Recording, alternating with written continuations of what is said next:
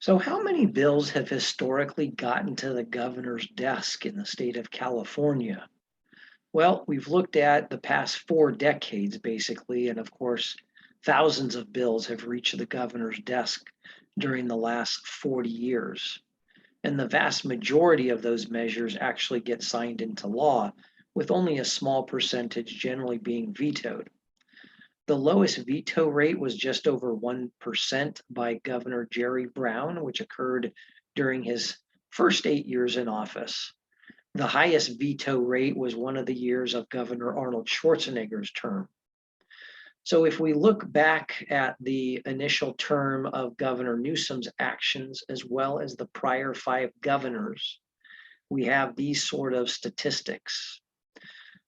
During Governor Newsom's 4 years in office, a low of 425 bills, that was the first year of the pandemic of COVID 19, to a high of 1,200 bills were sent to the governor.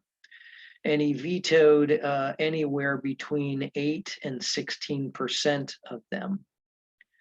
During Governor Brown's second 8 years in office, between 870 and 1,200 bills were sent to the governor annually, and Governor Brown vetoed between 10 and 15% of them. During Governor Schwarzenegger's 7 years in office, between 890 and 1,265 bills were sent to him annually, and Governor Schwarzenegger vetoed between 22% and 35% of those bills. During Governor Gray Davis's 5 years in office, between 965 and 1,455 bills were sent to him annually, and Governor Davis vetoed between 6% and 25% of the bills that reached his desk.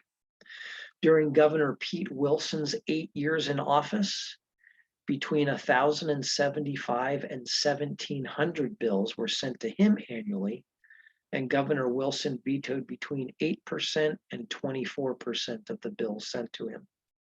Finally, during Governor George Deukmejian's 8 years in office, between 1,455 and 2,140 bills were sent to him annually, and Governor Deukmejian vetoed between 9.5% to 20% of the bills sent to him during his 8 years in office.